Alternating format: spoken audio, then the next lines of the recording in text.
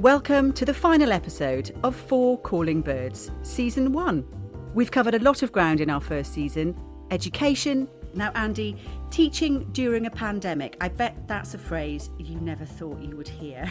Living in a camper van. Completely fell in love with just the simple life, just having everything you need in that one little space, and that's it. And so I knew that I wanted to get a van and to sort of explore the UK and travel a bit more, because I love travelling as well. A bake-off. We are live in our kitchens, I should say.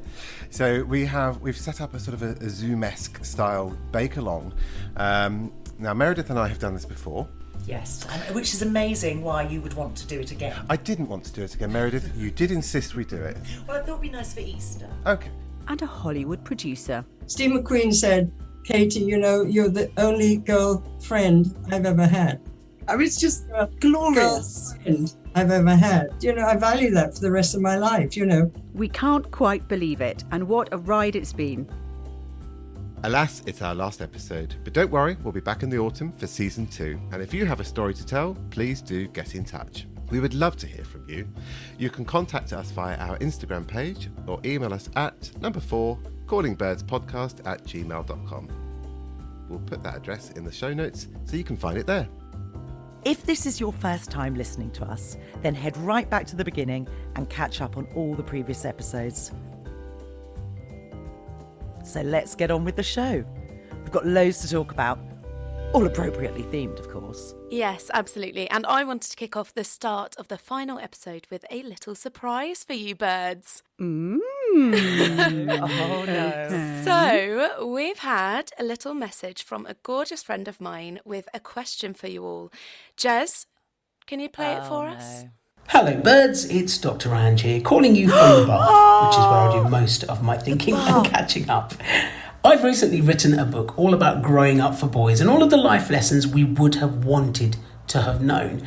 But what I want to know is if you could go back and speak to your younger selves and give one piece of advice, what would it be? Love ya. Mwah. Oh God. Dr. Ange! I love Dr. Ange. Oh my God! I have got such sweaty palms. Oh, bless. He's so sweet. He's so lovely. And came up with a brilliant question to kick off the podcast. I can't. What was the question? I just don't even remember. I know that's what happened the first time I listened to it. So he's asked if you could go back to your younger selves, what piece of advice would you give to yourself? Oh, I do not. I'm going to jump in. Ready? Yeah, go. It doesn't fucking matter. That's it. Apply that to every area of your life. That's your mantra. It doesn't, obviously, when it comes to crossing the road, when the light's green, that does. But as I love getting older. In fact, the more birthdays I have fuck off! now. You're not even that old. That's no, the thing. I am getting older, People and I that love aren't it. that old always say that. I don't mind getting old, and then you get old. I am old though. Not that He's far allowed. behind you. He's allowed. All right, Debbie Downer. Come on, Stephen. I love getting older because the more years I have under my belt, the less fucks I give, and it's such a freeing feeling, especially with body crisis issues, and especially now with social media the way it is. I look upon social media and go, all right, okay, love, no filter, okay. But it's a very freeing feeling, and I wish I could have applied that to myself when I was 21. Because I think I would have enjoyed my 20s. Yeah. Don't sweat the small stuff. I completely agree. Absolutely. I agree. I just think have the confidence to do whatever you want and don't feel like you have to fit in or tick certain boxes and look like the girls over there that are really popular. Just do whatever you want, be whoever you want, you can do whatever you want. Absolutely. I think as well, as we get older, we can embrace, because we don't want to fit in, we don't care so much, because it's like I turned 40 and I remember my friend Lindsay saying, you develop like a fuck it bucket and you just go... How long ago did you turn 40, Meredith? Just remind us. I'm going to be 47 on Sunday. Yeah. Oh. Yeah. Happy birthday for Sunday. Thank you. June the 6th, D-Day and Bjorn Borg's birthday. God, I love it. Oh, me too. Oh, Not me too, I hope. No, just me too. No. Although, yeah, me too. What would your advice? Well, no, what was that? No, I was on a. What was I going to say? It was actually quite Ranting. relevant. No, about yes, that's right. So there's a lot of emphasis on being very pretty at school and sort of getting the boyfriends. And I one of the things I will say is men are very lucky. They do tend to get better looking. Better. A lot of men, I think, Mature age with well. age. Age well. As opposed to. Unfortunately, women not so much, and I think you should embrace it. But if you do want to get help, go for it. Like, no, I'm not judging you. God, I really am not. I think it's more not that women don't age well. I think we're told that we don't age well, and so we believe yes, it. That's and true. the female form is celebrated. The youthful female form is celebrated. Yeah. And the older female form isn't. Whereas with men, if you've got a bit of salt and pepper and, you're getting a bit older, you're like, oh, he ages well. He's... Silver fox. Yeah, all of And that work, sort of stuff. work for actresses as well. But does dry up. in gay terms, so someone said this the other day about having a dad bod, and I was like, actually, I quite like that. But there's no mum bod, is there? No, I mean, well, there is. Trust me, I'm looking at one right now. But that's exactly it. I mean, someone said, your scars, your stretch marks are your battle scars and your tigress, and we can all tell each other that. But I just would like everything an inch higher. That's all. That's all I ask. Just have everything moved up a bit, just an inch everywhere. I'd like to be an inch higher, just in my height, maybe 2. No, but going back, there is so much pressure on to be really sexy and gorgeous when you're young. And one of the things I would say is I really wasn't. I was so hideous and really picked on, and I was so hideous. I looked like Olive from On the Buses, and I never had boyfriends, but I had boyfriends. I did. You did, yeah. And I was slightly I'm mad. trying with so OCD. hard to be polite here. It's awful. But slightly mad with OCD, and just sort of a bit mad just because of my dad. And I have to say, when I see school friends now, thankfully. They're like, oh my God, we'd never have recognised you. So it feels always a bit like The Princess Bride, like not The Princess Bride. No, I don't mean that. Princess film where the ugly the ugly duckling emerges. I'm waffling here, but my point is, wouldn't you rather be the ugly wanker at school that shocks everyone at the school reunion because they've matured quite well and just have learned to love themselves, and like Jane from Neighbours. Yes, and aren't trying to fit in. Exactly. I just took my glasses off and everyone was like, wow. No, but it was. And it was very much, and the girls that were really mean to me and were really like the ones I aspired to be like. I'm getting to my point. So the girls I wanted to be like at school with the really cool perms and the latest things. Isn't that an oxymoron, cool perm? Yeah, well, it wasn't in the 80s. I'm old, remember? But Me too, babe. I kind of look at them now and I think, God, I was so obsessed with trying to fit in and be cool in what my mind was. And actually, me breaking away from that because I didn't fit in and doing my own thing and just kind of finding a tribe of people that love me for all my weirdness and quirks, I would say to my younger self, exactly what Stephen says, it does not matter. But actually, do not worry about trying to fit in at school. Really, I think it's very rare that people still have a very close friendship group from school in their late 40s, unless they have never left the same town. And there's have you really? I have. Yeah, all of my Welsh girls. A massive mix of friends. So I think all of my Welsh girls that I grew up with. Two of them I've known since I was 4, and the rest I've known since first year of secondary school. But I'm assuming you've all 7 of us. Stayed very similar then, because the people I was friends with at school, I don't have anything in common with literally. Well, I didn't really fit in. I just was I was an in-betweener. I suppose you've always been authentic. You've always been yourselves, and you've grown through.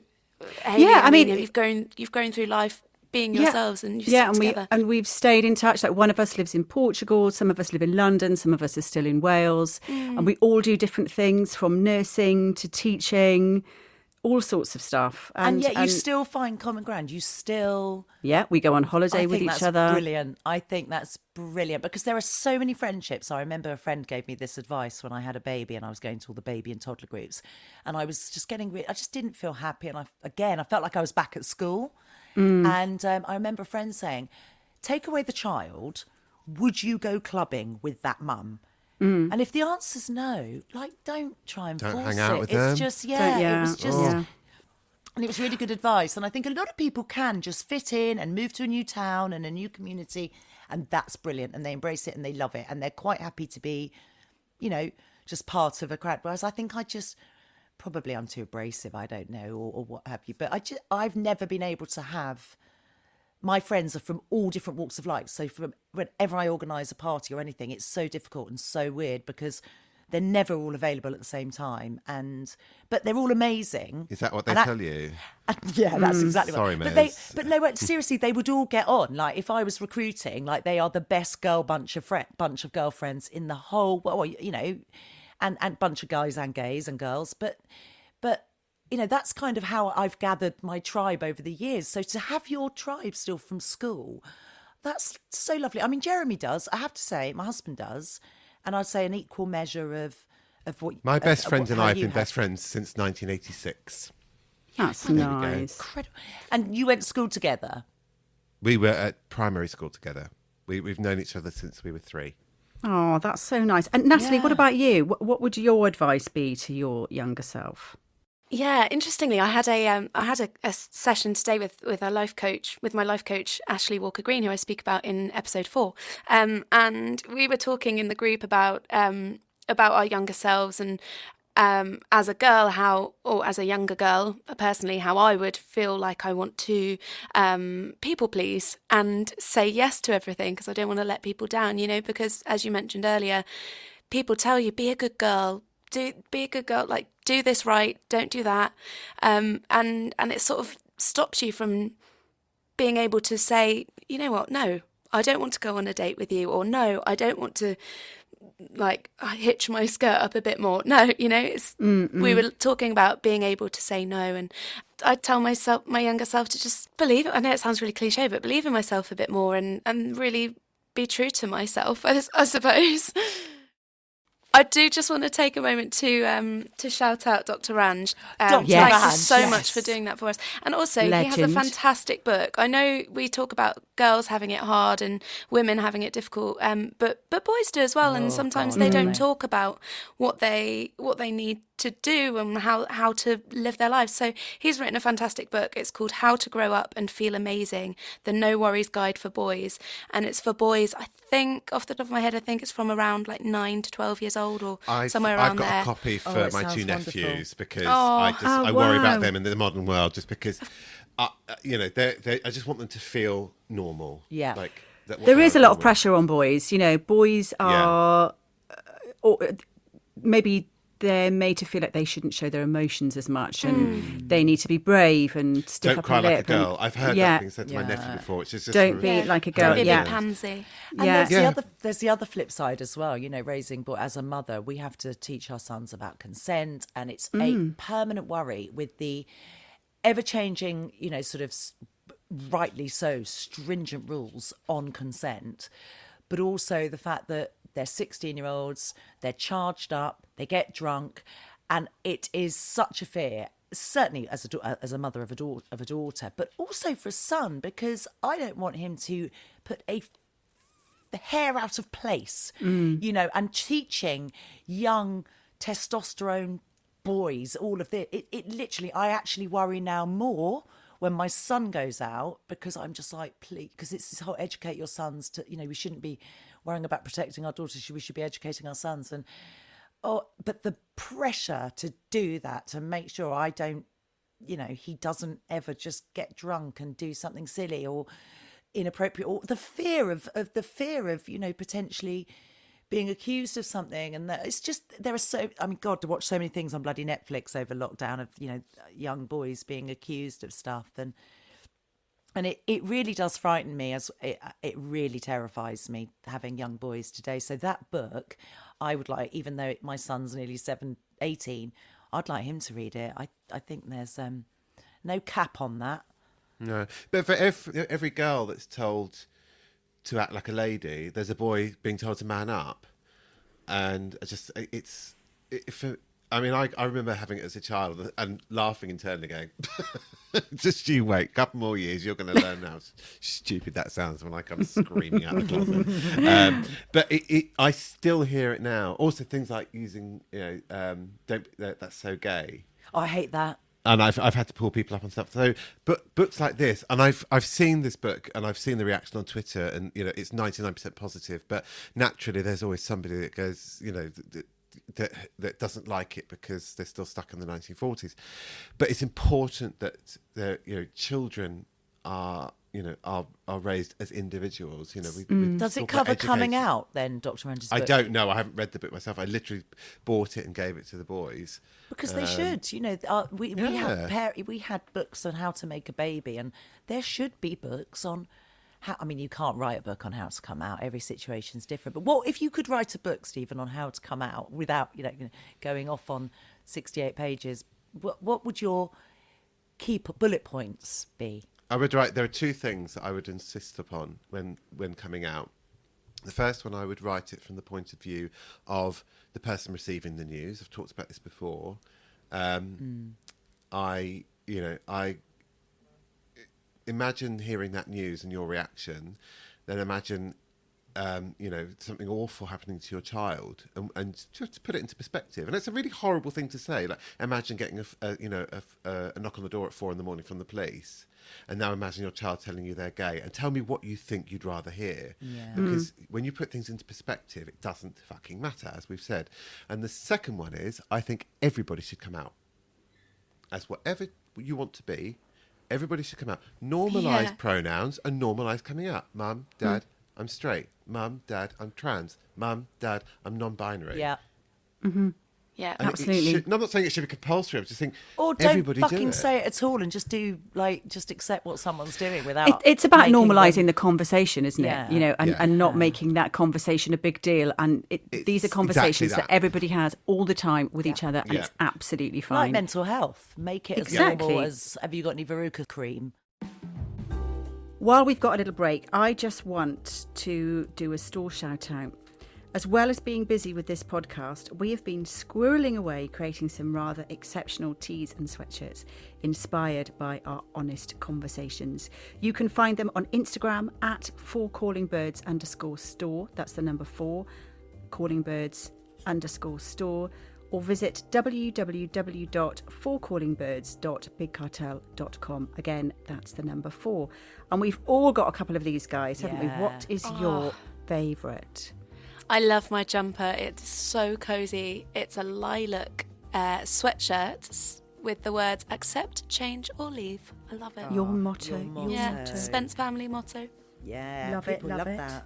I'm wearing one. I'm always representing, and I'm sat in the corner wearing nobody puts baby in the corner. Oh, love it. I love Cupid's stunt.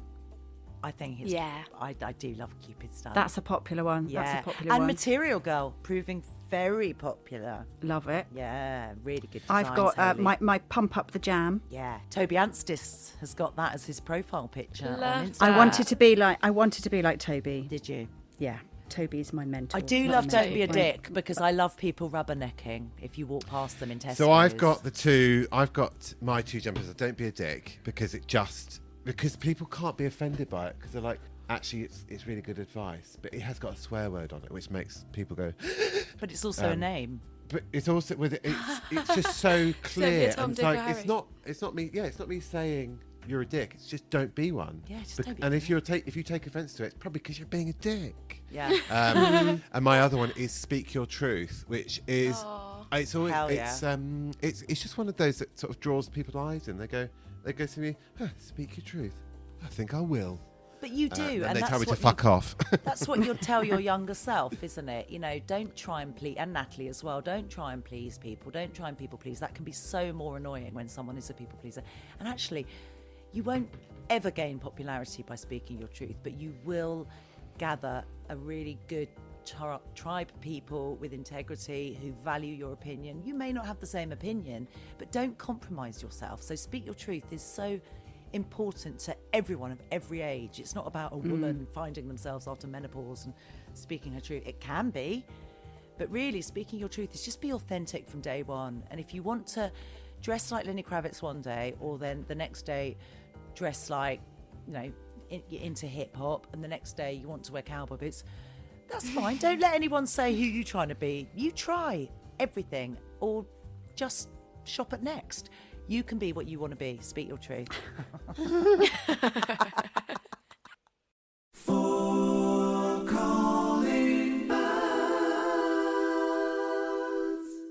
So, guys, final season.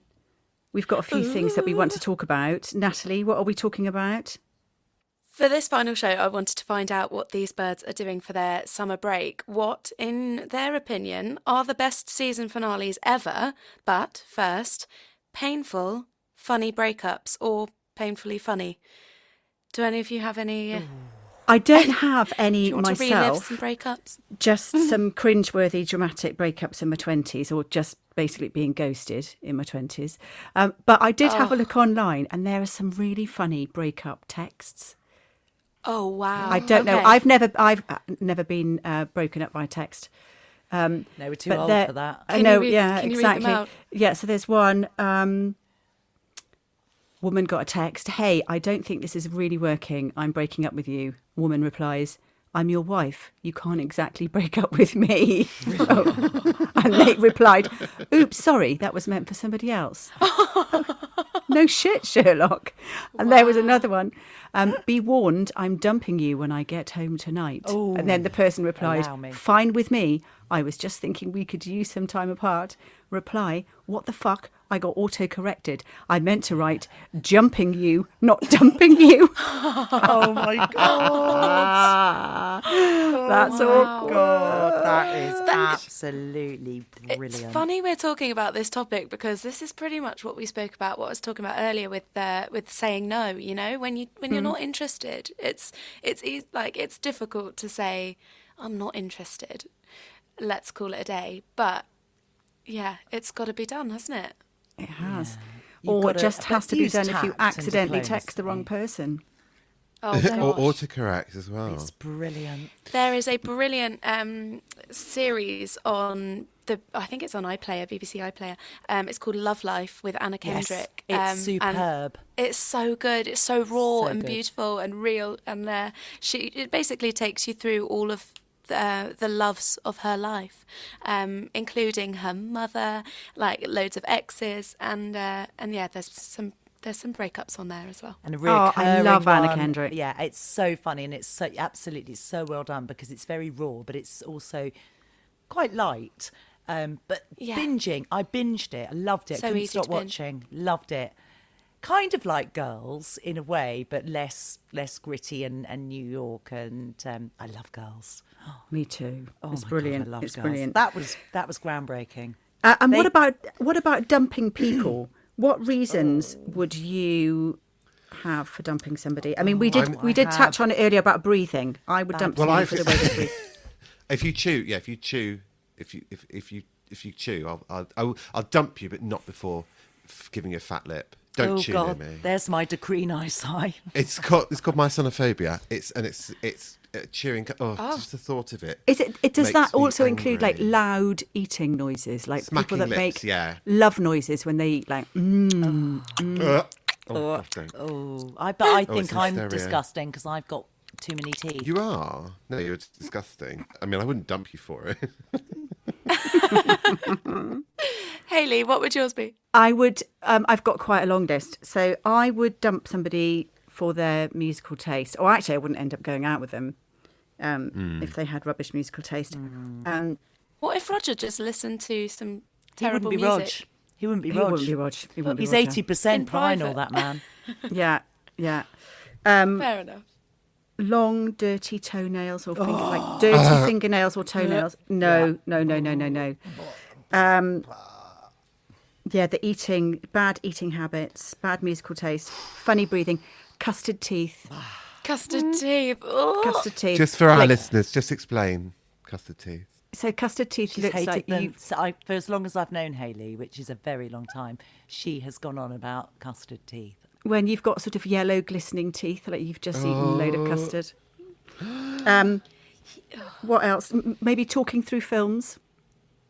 It's like, shut that's up. me. Yeah, we're still friends. That's me. I couldn't go out with you. Sorry, Hells. It's not I'd have going to to dump work. you, Natalie. What else? Not at the cinema, mind you. But just at home. Yeah. I sat you through talking of the a Midsummer cinema. Night's Dream the other night at the Globe, and the girl next to me chatted. Well, she tried to chat, and she soon got shut up by me. Do not talk. Do not talk. If you need it explaining, you should have done what I do with menus at a restaurant and do your research beforehand. Yeah. If you don't know what's going on, I was in the cinema once in Paris, and I had a bag of popcorn, and the woman next to me, this old French lady, was like giving me daggers and like told me not to be eating my popcorn. I think that's what she said, because I think she said it in French. I was like, we're in a cinema, it's popcorn. Yeah, but I'm a bit like that. Are you allowed to eat it though, Natalie? No, I'm not even. It was doing it really quietly. It wasn't a bag. Were you having to suck it? Yeah. It's integrated in your mouth. I have to Stop do it. that with Jeremy. All the things you've listed, smelly willies as well, you know, like Oh, yeah. poor hygiene, anything like that. I just couldn't tolerate it. I really couldn't. Bad teeth, I really can't tolerate. Bad manners. But there two things are critical, I think. You've got to look at the way a man talks to their mother. My mother told me that after I met my husband, and I still carried on, my ex-husband, and I should have listened on that occasion to my mother. But so that is, if they're rude to women, that's a definite no-no. I really hate that. Or rude to waiters or waiting staff. Just having no class is a really bad thing. I don't know if I could go out with a man that didn't support Arsenal. But I once met the most gorgeous French man on Lavender Hill on Bastille Day, and he was a waiter, and he looked like a French actor. He looked like the actor in Private Benjamin, the French one that she marries. Oh, And yeah. he had a permanent gitane sort of stuck to his bottom lip, and sort of and he was so gorgeous. He was so gorgeous. And we arranged for him to come over to my flat. This was in the 90s, and he turned up, and he had sort of embraced English life and had round glasses on and a tweed jacket, and that really threw me initially. And then suffice to say, we went into my bedroom. Was like, it's like kind of living area as well. I didn't just drag a man into my bedroom, and he took his shoes off, but not like, and when he came into the flat, actually outside my bedroom, and then I saw the feet, and They was were gross. awful. Oh my God. I just thought, I kept trying to do that thing of regressing back to the night in Lavender Hill, that, you know, that heady night of French exotic men. And then I'd come out of it and look at the feet. And again, I'd try and think, no, but remember how beautiful it is. So feet, yeah. Oh, smelly. I once went for a date in Camden with this guy, and he turned up and he had cowboy boots on, and I genuinely thought, I'm going to have to climb out of the toilet window because I can't spend the evening with this guy with cowboy boots on. It's too much. Now, talking of season finales, because this is our season finale. Oh, it's so sad. What is the best ever or the worst ever? And I know what you're going to say for worst ever, because it's mine too, Mez. Season finale. Oh. I think best ever season finale for me is Breaking Bad. yes, agreed. I didn't get as far as that. Oh, keep going, babe. I think I got Keep to going. 4, and then I just got a bit samey. Oh, no, you need to keep going. Okay. Oh, I tell you what, I'm gonna jump in and be something. This is a love or hate. For me, the season finale of the Big Bang Theory.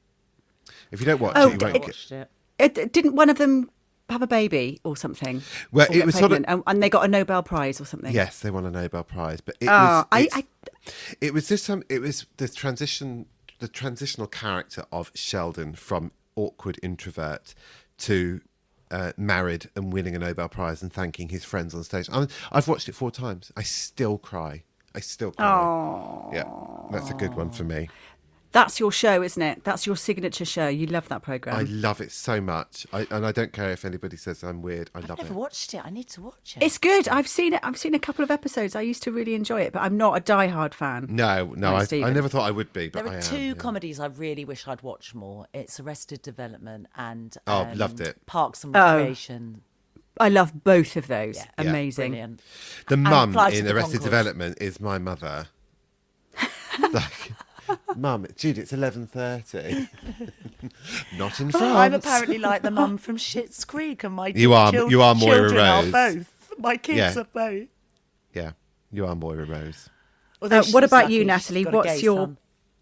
What about your best ever season finale? Oh, do you know what? My memory is absolutely terrible. But I do remember watching Marcella a few weeks ago. Don't know spoilers. I'm on that. No spoilers. Well, that's the end of the story. Thanks for your input, Natalie. Take a break. What about worst ever? Worst ever season finale?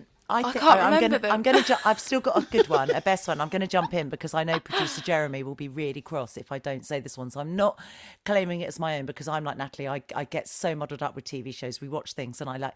It's like, was that? Oh no, that was in Unforgotten. Oh no, that was in River. Oh, that was in Line of Duty. I'm ridiculously bad. I get all the storylines confused. But I have to say, for Jeremy's benefit, The Sopranos, the season finale. Ever I've never seen The of Sopranos. Well, it will make you listen to Journey, Don't Stop Believing in a whole new way, and it's just James Gandolfini and the whole thing was just brilliant. But if I don't say that, I know he'll get cross unless he was hoping to jump in and say it. I've just pissed on his chips. No, it's fine. Am I right in saying that, Jez? The best season finale. Divides a lot of people. People. What, like Line of Duty? Well, that takes us nicely on to the worst. Go on then, hey. Yeah. Yeah, well, that was going to be my worst. Was It it? was like a wet fart. Honestly, I was on the edge of my seat, and then it was like, what? Is that it? I heard the writer on the radio defending it and saying, that's their job. They did the job. That's what must have happened.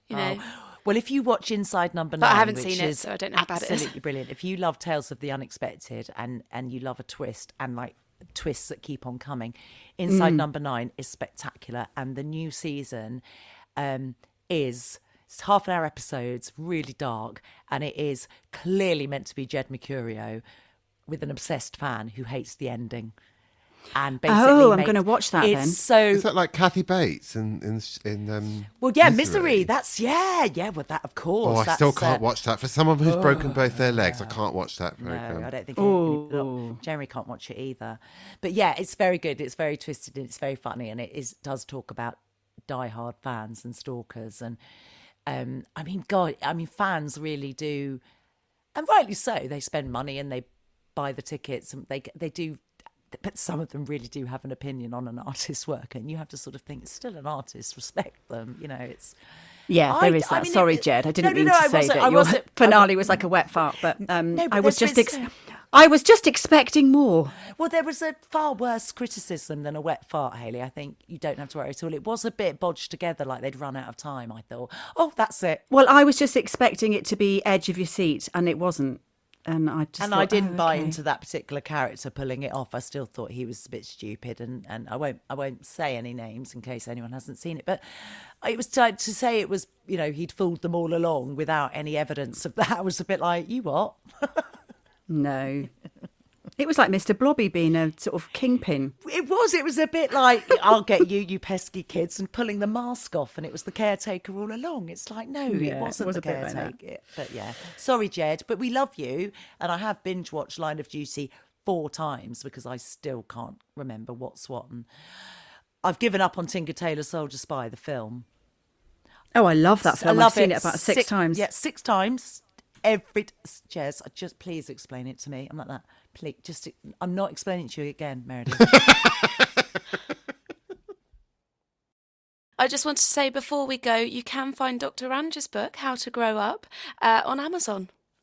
I Brilliant. still can't quite believe that Dr. Range was in the bath. and in the bath and leaving us a message. And saying he loved me. Just me, not anyone else. Just love I can believe it.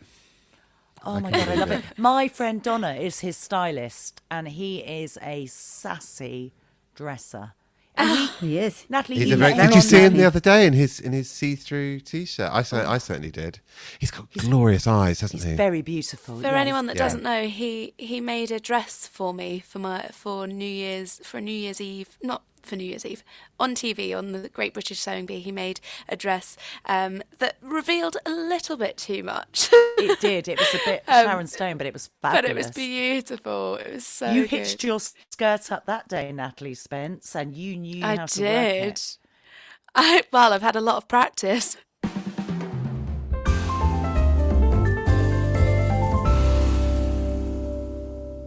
So that's a wrap. A million thanks to all of you for listening and supporting us. We are so, so grateful. And for all of your amazing comments on social media and reviews. We are all off for a British summer of fun. Fish and chips, kiss me quick hats, and plenty of torrential rain, no doubt. Jeremy, the producer, is off for a lie down in a dark room for at least 2 months. But don't panic, we are back in September, so keep following us on social media for all the updates. There's so much going on, and there may even be a summer special. So to all of our beautiful, lovely listeners, thank you and goodbye. Auf Wiedersehen. Double he. Arrivederci. Adios. Sayonara. Au revoir. Ta-ra. Ta-ra, love. Ta-ra, love. Thank you for listening to this week's episode of For Calling Birds. And if you too have reached the end of this season, just like us, well, thank you so much for listening to the entire season. We really appreciate it, and we hope you enjoyed it as much as we've enjoyed being here every week for the last 12 weeks. A personal thank you to all 4 of the Calling Birds, Natalie, Steven, Hayley, and that one called Meredith. Is that her name? I can't remember. Anyway, just make her feel special. Her as well. But thank you to all of them. It has been an absolute joy to be involved with you for the last 12 weeks. For the fun, the laughter, the tears, the tantrums, they were just me, and everything else in between. It's been a learning curve to say the least, but one of the finest learning curves I think I've ever been on. This was our first attempt at a podcast as well, and my goodness, it sounded all right in the end, I think. So thank you. And thank you for being so patient and for letting me edit and produce this every week as well, because that's putting a bit of faith in me, and you know, I'm not used to that. So thank you. And thank you again to all of you listeners for taking the time to download this and to listen to the podcast. Don't forget to subscribe so you never miss another episode again. And, well, share it with your friends, share it with your loved ones, put it all on your social media to share with people you don't even know as well. You know, put it all out there. Share the love, and it will come back and share itself all over you as well. Sorry, I don't know where I'm going with that. Anyway, the Birds wanted to end this finale with a song, and I wasn't having any of it. Oh, sorry, no. Well, I wasn't having any of it. But alas, here they go. Stay safe. See you in September. I do think, I know that producer Jeremy wants to go, but I do like us singing a little song, and our listeners do love it. And it is going out on a, does anyone know the Golden Girls theme? Thank you for being a friend. That's the one. Andrew Gold. Yeah. Okay. Shall we try and sing out if we can? Are we allowed? I'm just going to get the lyrics up. I don't even know the song, but here we go. Thank you for being a friend. Travel down the road and back again. Your My heart is true. You're a pal and a confidant. Do. And if you threw a party, invited everyone you knew. Right, I think that was I think that was So bad. terrible. So bad. Oh, this is what happens when Jeremy's preoccupied. Look, he's not listening. He's not, is he? He's left us. I don't blame him.